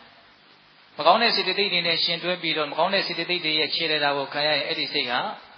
စေယုံမာလို့ခေါ်ရတယ်ဒါမကောင်းတဲ့စေတသိက်တွေထဲမှာလောဘဒေါသမောဟကခေါင်းဆောင်မယ်ပေါ့ကောင်းတဲ့စေတသိက်တွေထဲမှာတော့အလောဘအဒေါသအမောဟကခေါင်းဆောင်မယ်အလောဘဆိုတာဘာလဲဗျစွန့်လွတ်လိုတဲ့သဘောမညှိကပ်တဲ့မတွေ့တာတဲ့နော်လောဘနဲ့ဆန့်ကျင်ဘက်အဒေါသဆိုတာဘာလဲဗျမေတ္တာသဘောတတ္တဝါတွေရဲ့ကောင်းကျိုးချမ်းသာကိုလိုလားတာအဒေါသအမောဟဆိုတာဘာတော့သဘာဝတရားတွေရဲ့လက္ခဏာတွေကိုသိတာယုံ nant တို့ရဲ့အကြောင်းကိုသိတာခန္ဓာရဲ့အကြောင်းကိုသိတာနော်နဲ့နေတဲ့သဘာဝတွေကိုအကြောင်းအကျိုးအကောင်းအဆိုးမှန်မှန်ကန်ကန်သိတာဒါပါလေပညာဒါပြောချင်တာကစိတ်ရဲ့ပင်ကိုယ်သဘောတည်ဖြူရှင်တောက်ပတယ်သို့တော့ကိလေသာဧည့်သည်တို့ကြောင့်ဒီစိတ်ကလေးညှဉ်းနှွမ်းရတယ်စိတ်ကိုဖြူအောင်လုပ်ရမယ်ဆိုတာအဲ့ဒီကိလေသာဧည့်သည်အလားကျဲအောင်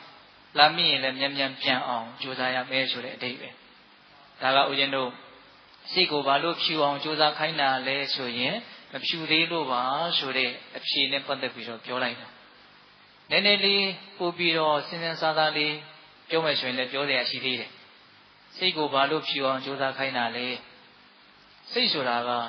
ကိလေသာအညစ်အကြေးကင်းလို့ဖြူရှင်းလာလေလေအည်အသွေးမြင်မာလာလေလေဟုတ်လားစိတ်မှာရာဂဒေါသမောဟအညစ်အကြေးတွေကပ်နေတာများလေလေစိတ်ရဲ့အည်အသွေးကညံ့လေလေသိနိုင်မြင်နိုင်စွမ်းအလွန်အားနည်းတယ်ပေါ့ဒီအညစ်အကြေးကိုပြောင်းရှင်းအောင်လုပ်နိုင်လေလေသိနိုင်မြင်နိုင်စွမ်းအားကြီးလေလေသောတော်ကစိတ်စေတသိက်ယုတ်နိဗ္ဗာန်ဆိုတော့ပရမတ္ထတရား၄ပါးပြောတယ်နော်နိဗ္ဗာန်ဆိုတဲ့တရားလေးနည်းနည်းစဉ်းစားကြည့်ပါတကယ်ရှိတယ်လို့မြတ်စွာဘုရားဟောခဲ့တာပရမတ္ထတရားနေနဲ့ရှိပါလေကနေဒကာမတို့ဦးဇင်းတို့တွေဒီကနေ့အချိန်ထိမမြင်အောင်မသိရအောင်တန္တိကေနဝိဇ္ဇာနန္တိမက္ခဓမ္မတအာကောဝိတောတဲ့နိဗ္ဗာန်ဆိုတဲ့တရားဟာနီးနီးလေးမှရှိတယ်တဲ့တန္တိကေနီးတယ်လို့တောင်ပြောတယ်ဒါပေမဲ့မက္ခဓမ္မတအာကောဝိတောသူတော်ကောင်းတရားမှာလိမ္မာကျွမ်းကျင်မှုမရှိတဲ့အတွက်ကြောင့်တန္တိကေနဝိဇ္ဇာနန္တိနီးပါလေနဲ့ မြောင်ဟုတ်လားအဲ့ဒါပြောရင်ဒီစိတ်ကလေးမှာညှဉ်းနှွမ်းမှုများနေရင်တကယ်ရှိပါတယ်ဆိုတဲ့နိဗ္ဗာန်ကိုမသိရဘူးသူတို့ဖုံးထားလို့မသိတာဟုတ်လားအဲ့တော့ကိုကပါလျားတော့အောင်စင်ကြယ်အောင်သူ့ရှင်တဲ့သူကြိုးစားနိုင်မယ်ဆိုလို့ရှိရင်ဒီစိတ်ကနိဗ္ဗာန်ချမ်းသာကိုမြင်နိုင်သည့်အထိအကြီးအသွေးမြင်မလာဒါကြောင့်စိတ်ကိုဖြူအောင်ဘာကြောင့်ထားခိုင်းတာလဲလို့မေးရင်အကြီးအသွေးမြင်မလာအောင်လို့နိဗ္ဗာန်ချမ်းသာကိုမျက်မှောက်ပြုနိုင်သည့်အထိစိတ်ရဲ့အကြီးအသွေးတွေကိုမြင့်တင်နိုင်ဖို့ဒါကြောင့်စိတ်ကိုဖြူအောင်ထားလို့ပြောတာဒါနဲ့ဦးဇင်းရဲ့စိတ်ကိုဖြူစေအောင်ဘယ်လိုထားရမှာတော့နိလန်းကဘယ်ဟာကိုအသုံးပြုရမှာတော့သောတော်ကသတိပဋ္ဌာန်တရားကိုပဲပြန်ညွှန်းရမယ်သတိပဋ္ဌာန်ဒေသနာမှာမြတ်စွာဘုရားစစချင်းဟောထားတဲ့ဓာတ်ကြီးပဲဧကာယနောယံဘိက္ခဝေမဂောတတ္တနံဝိတုဒ္ဓိယယဟန်တို့တဲ့သတိပဋ္ဌာန်တရား၄ပါးဆိုတဲ့လမ်းဟာတတ္တဝါတွေရဲ့စိတ်သက်ဖြူရှင်တန်ရှင်းဖို့အတွက်ရှောက်လှမ်းကြရမယ်တကြောင်ဒီသောလမ်းမှာတဲ့ဒါဦးဇင်းတို့တကြောင်ဒီသောလမ်းဆိုပြီးတော့သတိပဋ္ဌာန်ရဲ့ဂုဏ်ကျေးဇူးတွေကိုများစွာပြောဖို့ပါတယ်တချို့လည်းပဲနာဖို့မှာပါဟုတ်လားဒီသတိပဋ္ဌာန်တရားကိုပွားများခြင်းဟာစိတ်သက်ကိုဖြူရှင်တန်ရှင်းအောင်လျှော်ဖွတ်နေတာရှင်းကျိုးနေတာဒါကြောင့်မိမိခန္ဓာမှာဘာပဲဖြစ်ဖြစ်ကောင်းတာပဲဖြစ်ဖြစ်ဆိုတာပဲဖြစ်ဖြစ်ချမ်းသာတာပဲဖြစ်ဖြစ်ဆင်းရဲတာပဲဖြစ်ဖြစ်ပေါ့နော်ဖြစ်တာတွေကတော့အကြောင်းတရားပေါ်မှာမူတည်ပြီးတော့ဖြစ်မှာပါပဲတားလို့မရအောင်ဟုတ်လားအကြောင်းတရားမရှိဘူးဆိုရင်လည်းဘယ်တော့ဖြစ်ခြင်းဖြစ်မှာမဟုတ်ဘူးဒါဖြစ်လာတဲ့တရားတွေကိုကိုကဘာလုပ်ရမှာလဲသတိထားရမယ်သတိထားမှသာလေသူတို့ရဲ့သဘောလက္ခဏာတွေကိုအမှန်ကန်သိမယ်ယုံနိုင်ရဲ့သဘောလက္ခဏာကဘယ်လိုရှိတာလဲလက္ခဏာဆိုတာအနိစ္စဒုက္ခအနတ္တသင်္ခတလက္ခဏာယုံနိုင်တို့ရဲ့လက္ခဏာဒီသုံးပါးရှိလက္ခဏာဆိုတာတိချောင်းအမှတ်အသားလို့အဓိပ္ပာယ်ရတယ်လက်ပေါ်မှာထင်နေတဲ့အရေးကြောင်းလေးမျိုးလက္ခဏာလို့ပြောတာမဟုတ်ဘူး။လက္ခဏာဆိုတာမျက်နှာကြည့်ရင်လည်းမျက်နှာမှာမျက်နှာရဲ့လက္ခဏာရှိတယ်။ဒီကိုယ်လုံးမှာသူ့ဟာနဲ့သူရှိတယ်။ဒါကိုအင်္ဂါဝိဇ္ဇာပိုင်းဆိုင်ရာပါနားလည်တဲ့လူတွေဆိုရင်တော့ပိုသိမယ်ပေါ့။မြတ်စွာဘုရားဖြစ်မဲ့ပုဂ္ဂိုလ်ကျတော့လက္ခဏာတော်ကြီးဘယ်လောက်ပါလာတယ်လို့ကြားလို့32ပါးပါလာတယ်ဒါဘုရားဖြစ်မဲ့လက္ခဏာမြင်တာနဲ့သိတယ်ဟောပညာရှင်ကဟုတ်လား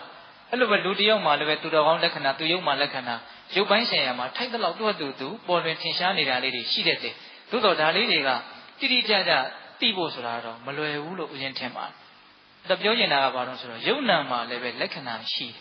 အဲ့ဒီလက္ခဏာကဘာလဲအနိစ္စဒုက္ခအနတ္တ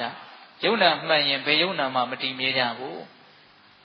ဟုတ်လားမတည်မြဲတဲ့အတွက်ကြောင့်ဘာဖြစ်လို့မှအကောင်းမဟုတ်ဘူးဒုတိယလက္ခဏာ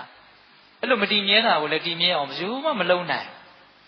ဒီတိုင်းပဲကြည်နေရတယ်မကောင်းတာကိုလည်းအကောင်းဖြစ်အောင်လုပ်လို့မရဘူးဖြစ်เสียရှိရင်ဖြစ်လာတယ်ပြီးတော့လည်းပြီးသွားရောဖြစ်เสียရှိရင်ဖြစ်လာတယ်ပြီးတော့လည်းပြီးသွားဒီလိုသွားနေတာဒါကြောင့်ဘယ်သူမှအဆိုးမရဘူးမပိုင်ဘူးမနိုင်ဘူးသူတို့ဟာသူသဘောတူဆောင်ပြီးတော့သူ့အကြောင်းနဲ့သူဖြစ်ပေါ်ပြောင်းလဲနေကြတဲ့သဘာဝတရားတွေအဲ့ဒါပါလေအနတ္တ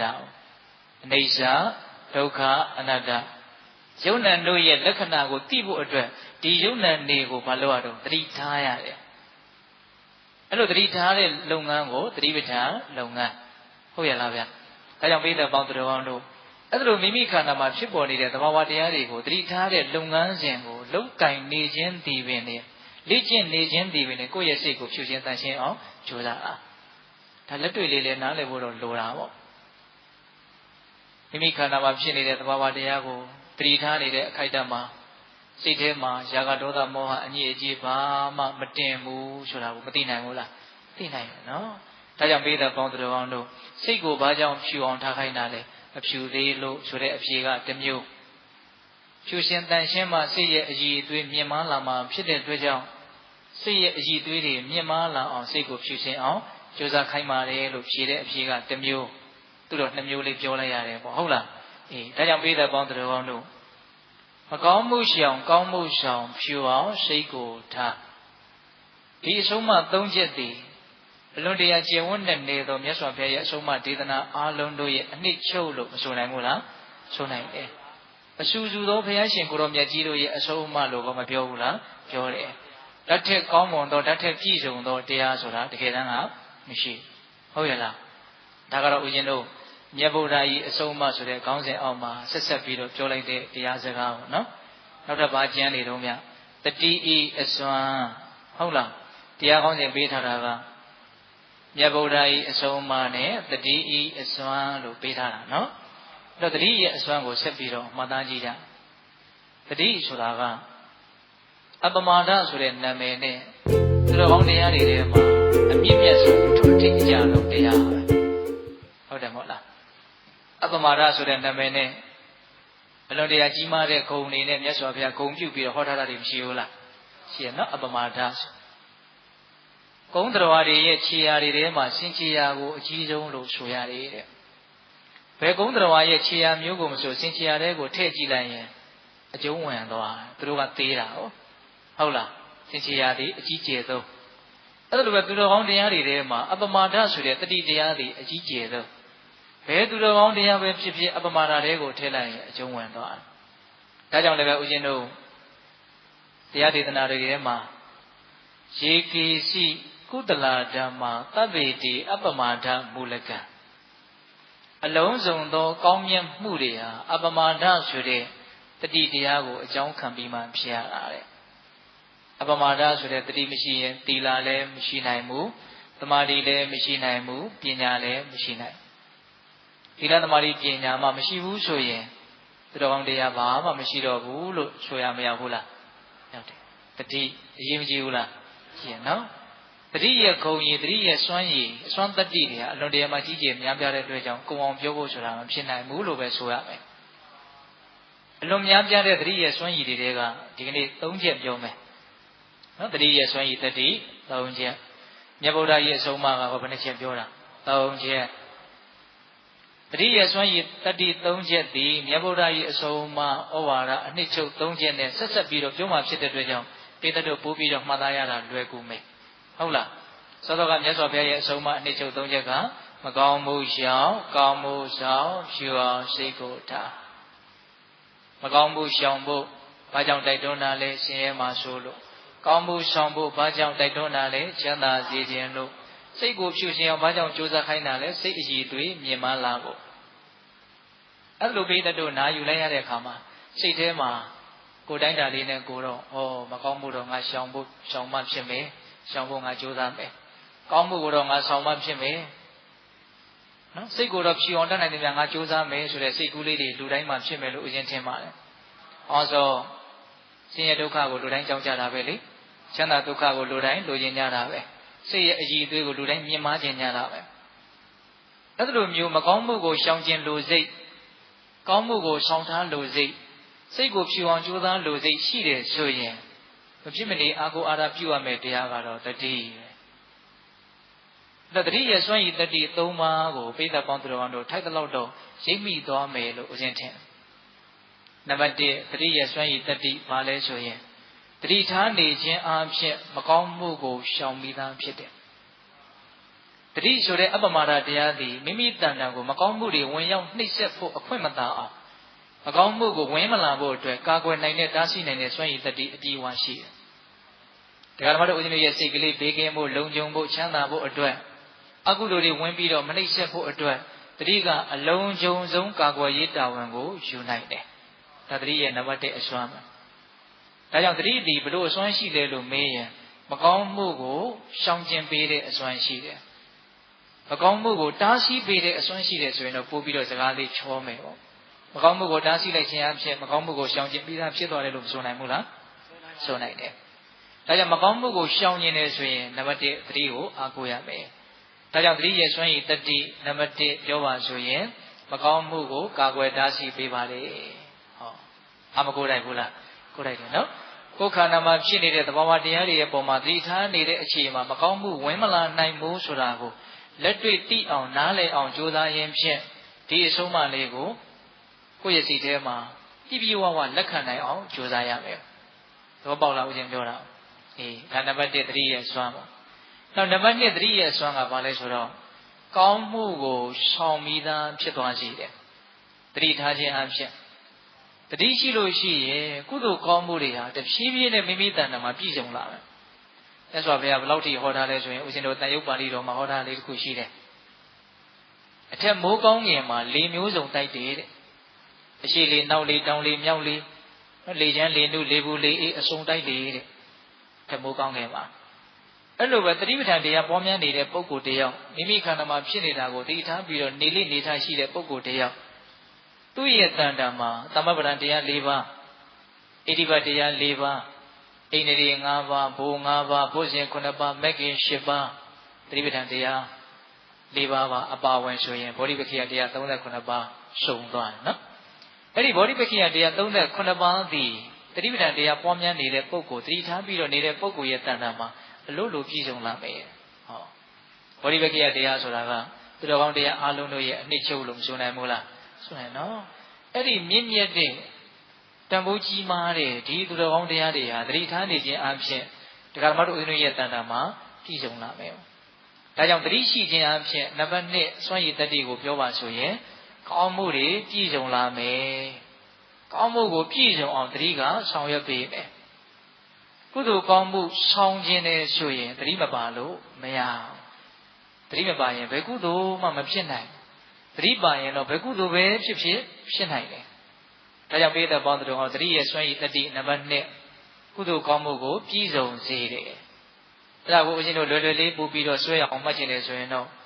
တတိရှိရင်အကုသိုလ်မဖြစ်ဘူးတတိရှိရင်ကုသိုလ်ရတယ်ဟောကုသိုလ်ကိုရသွားတာလူတွေကကုသိုလ်ရတယ်ဆိုရင်ဒါလေးကိုဝိုင်းလို့ဆမ်းမှာကုသိုလ်ရပါတယ်အပေးလိုက်ဆမ်းမှာကုသိုလ်ရပါတယ်ဟောကုသိုလ်ရတယ်ဆိုတော့မှအဲ့ဒီလိုအနေအထားမျိုးလေးတွေကိုပြောကြတာမရှိဘူးလားရှိတယ်အဲတတိကလေးထားလိုက်ဆမ်းမှာကုသိုလ်ရပါတယ်ဒီလိုလေးဆိုရင်ပို့ပြီးတော့ချင်းချင်းပြန့်ရှိဘူးလားရှိတယ်ဒါကြောင့်ပိဋကပေါင်းတော်သတိရဲ့စွမ်းရည်တတ္တိနောက်နံပါတ်3ဆက်ပြီးတော့ပြောကြည့်မယ်နော်ပိဋကတို့ရိပ်မိပါပြီနံပါတ်3သတိရဲ့စွမ်းရည်တတ္တိကစိတ်ကိုဖြူစင်အောင်ကြိုးစားအထောက်ရရောက်သွားတယ်သတိရှိခြင်းအပြင်သတိတည်စိတ်ကိုဖြူစင်အောင်ရှင်းကြောလိမ့်မယ်ဒီနေရာမှာဦးဇင်းတို့ကိလေသာအညစ်အကြေးကိုသူ့ရှင်းတဲ့သူအပြီးသက်ရှင်းကြောပေးတာကပညာရဲ့အစွမ်းပါပညာဟာ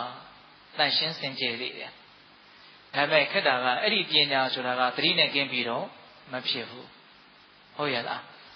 တကယ်ရှင်းကြောတာကပညာကရှင်းကြောနော်သို့တော့အဲ့ဒီကိလေသာအညစ်အကြေးကိုရှင်းကြောပေးနိုင်တဲ့ပညာဆိုတာသတိမပါဘဲနဲ့မရနိုင်နော်ဒါကြောင့်ပိဋကပေါင်းသူတော်ကောင်းတို့သတိပဋ္ဌာန်တရားကိုပဲမြတ်စွာဘုရားကတတ္တနံဝိသုဒ္ဓိယစိတ်ဖြူရှင်တန်ရှင်းဖို့ဆိုတဲ့အသုံးအနှုန်းနဲ့ဓာတ်လိုက်ဟောထားတာ။ဘုန်းဆိုသတိရှိရင်ပညာကလာမှာ။နောက်ဦးဇင်းတို့သတိပဋ္ဌာန်တရားမှာဟောထားတာလေးရှိတယ်လေ။မိမိခန္ဓာမှာသတိထားနိုင်မယ်ဆိုကြပါစို့။ထိမှုသဘောမှာအဓိကသတိထားမယ်ဆိုရင်ဒါကာယ ानु ပဒနာတွေကိုအကျုံးဝင်တယ်ပေါ့နော်။ထိတာကိုတစ်လက်ဆက်ကိုဦးဇင်းတို့ဆွမ်းလောင်းဆရာတော်ကြီးတို့နောက်ဆလောင်းဆရာတော်ကြီးတို့ယဟန္တာဆိုပြီးတော့နော်အလွန်ထင်ရှားတဲ့ဆရာတော်ကြီးတွေသူတို့ဘာလုပ်သွားတော့ဒီထိမှုတိမှုကိုပဲသတိပြုသွားတော့ဒီထိမှုကိုပဲသတိထားဟုတ်လားအဲ့ဒါဘာတော့ဆိုတော့ကာယ ानु ပဒနာသတိပဋ္ဌာန်ထိမှုသဘောတွေဟာဒလဇက်တဏှာမဟုတ်တဏှာသူအမြဲတမ်းဖြစ်နေတယ်ဒါကိုသတိထားရမယ်နော်ဘယ်တော့မှပဲဖြစ်နေထင်ရှားတာကိုလိုက်ပြီးတော့သတိထားအဲ့လိုသတိထားလို့ရှိရင်ပိဋကပေါင်းသူတော်ကောင်းတို့ဦးဇင်းတို့ရဲ့ဒီသတိရဲ့စွမ်းရည်တတ္တိကအဋ္ဌိကာယောတိဝါပနတ္တတတိပိစုပဋ္ဌိတာဟောတိဒီဘက်ကဘာပြောလို့ဆိုတော့ယုတ်ကာယတွေပဲဖြစ်နေတယ်ပုဂ္ဂိုလ်တ attva ဖြစ်နေတာမဟုတ်ဘူးလို့အခြေခံကြတဲ့ပထမအဆင့်ဉာဏ်ပညာကိုရလာတယ်ပုံမှန်သတိမထားမဲနဲ့နေလို့ရှိရင်ငါသူဆိုတဲ့အမြင်တွေနဲ့နေနေတာအမြင်ရင်လည်းငါမြင်လိုက်တာပြောရင်လည်းငါပြောမယ်ငါတွေးနေတယ်ငါဆိုတာနဲ့ပဲနေတယ်တက္ကရာဒိဋ္ဌိတဏ္ဍနဲ့နေတယ်ဟုတ်လားတကယ်လို့ထင်ရှားတဲ့သဘာဝတစ်ခုခုကိုသတိထားလိုက်တာနဲ့အဲ့ဒီတက္ကရာဒိဋ္ဌိကအဲ့ဒီချိန်မှာဝင်လို့မရဘူး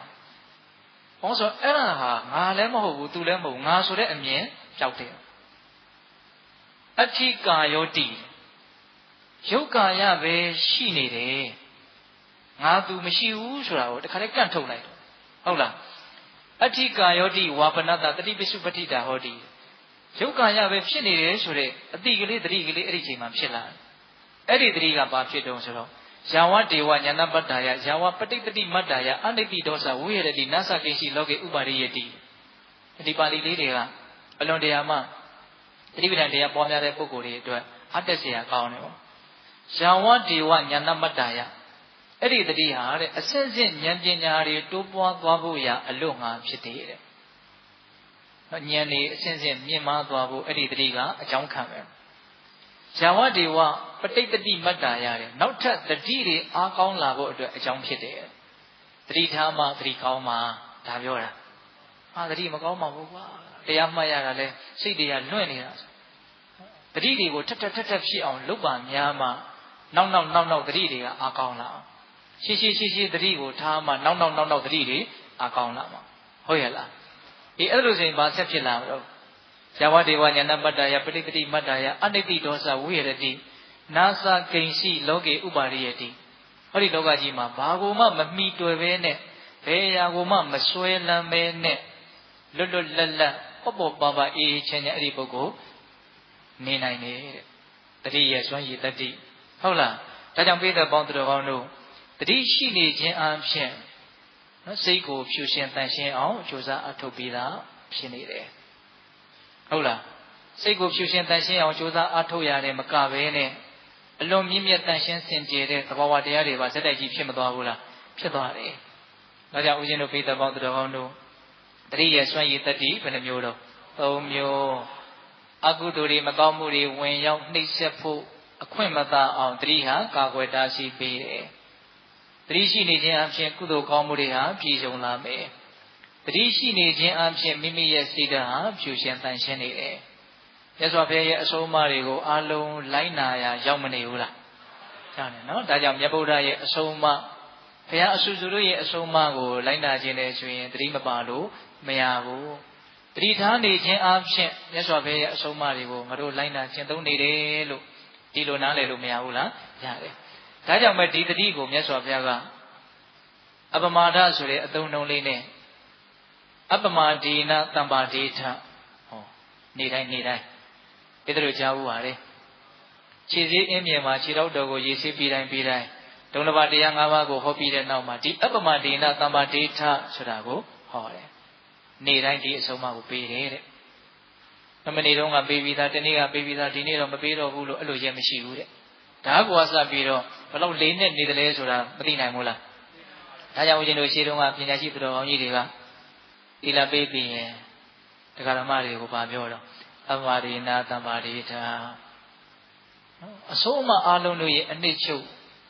အတူဆုံးအဆုံးအမအကောင်းဆုံးအဆုံးအမအပမာဒနေတိုင်းဆုံးမရတာအာမရလို့ဆိုတဲ့အဓိပ္ပာယ်မျိုးလို့ဆိုရမယ်ထင်ပါရဲ့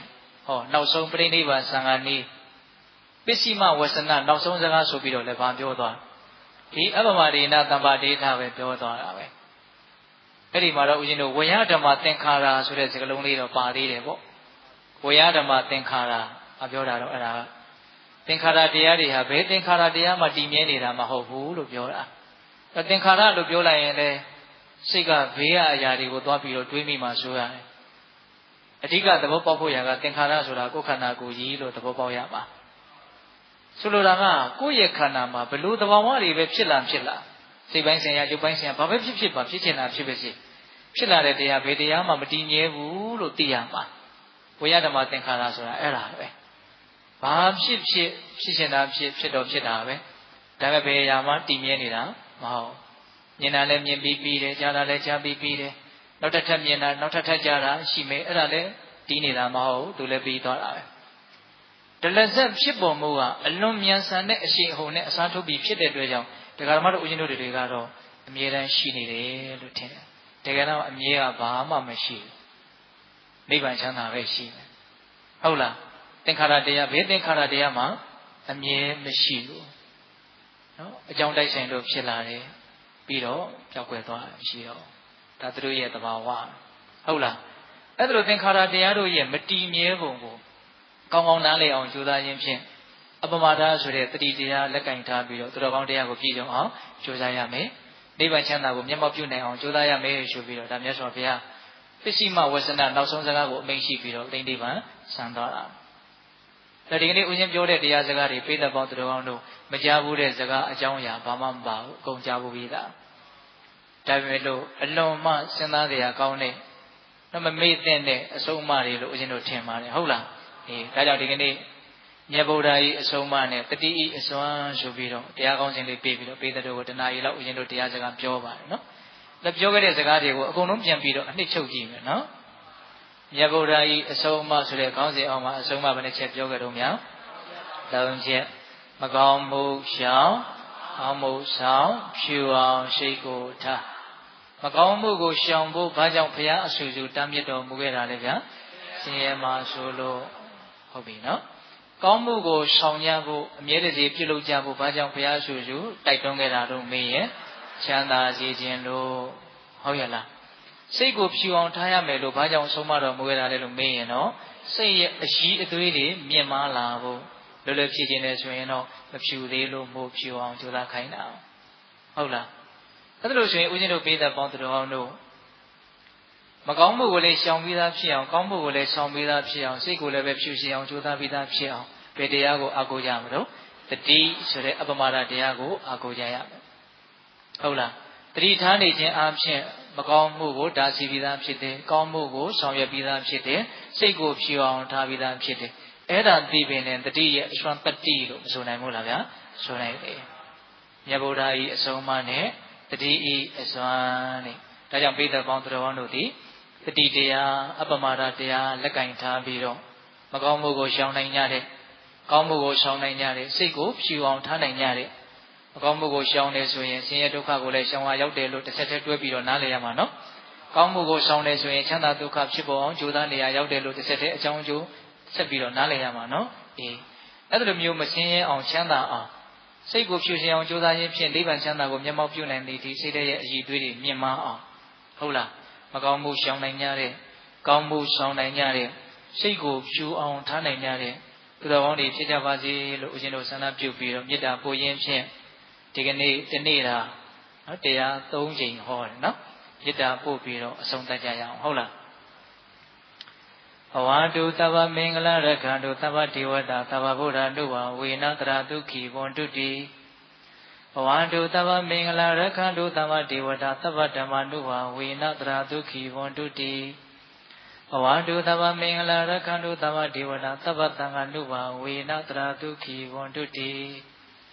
တေတုမကတေတရားနာပိသပေါင်းသူတော်ကောင်းတို့သာတာအလုံးသောတတ္တဝါအနန္တတို့အားသဗ္ဗမင်္ဂလာလောကီလောကုတ္တရာကောင်းဆိုသည်မြတ်မင်္ဂလာဝဝတိဘဝတို့ကောင်းစွာမတွေ့ဖြစ်တော်မူကြပါစေတည်းသဗ္ဗဒေဝတာမိမိတို့ခန္ဓာကိုယ်မှာစောင့်ကြနေကြကုန်သောနတ်မိမိတို့အိမ်မှာစောင့်ကြနေကြကုန်သောနတ်မိမိတို့သာသနာမိမိတို့ကဘာမှာစောင့်ကြနေကြကုန်သောနတ်မြတ်နာကောင်းနာပေါင်းတို့ကလည်းပဲရက္ခန္တုကောင်းစွာမတွေ့ဆောင်ရှောက်တော်မူနိုင်ကြပါစေတည်းသဗ္ဗဗုဒ္ဓနုဘဝေနခေငါဝါလူသေးစုမကပွင့်တော်မူကြတဲ့သုတ္တရာဘုရားရှင်ကိုယ်တော်မြတ်တို့ရဲ့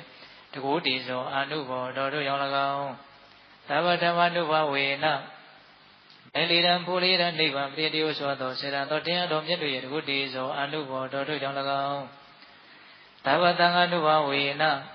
မဂ္ဂတံလေးရောက်ဖလက်တံလေးရောက်စွာသောရှင်တော်ရိယာသံဃာရှင်မြတ်တို့နှင့်တကွာသီလဂုဏ်သမာဓိဂုဏ်ပညာဂုဏ်တို့နှင့်ပြည့်စုံတော်မူကြတဲ့သမုဒိသံဃာအရှင်ကောင်းရှင်မြတ်ပေါင်းတို့ရဲ့တကုတည်သောအာနုဘော်တော်တို့ကြောင့်၎င်းတရားနေရောညပါဘေကမဆိုင်ခြင်းရှိတိုင်းဒုက္ခိကိုစိတ်နှပြကြောင့်မှချမ်းသာခြင်းရှိကြကုန်သည်ဘဝတို့ကောင်းစွာမသွေဖြစ်တော်မူကြပါစေတည်း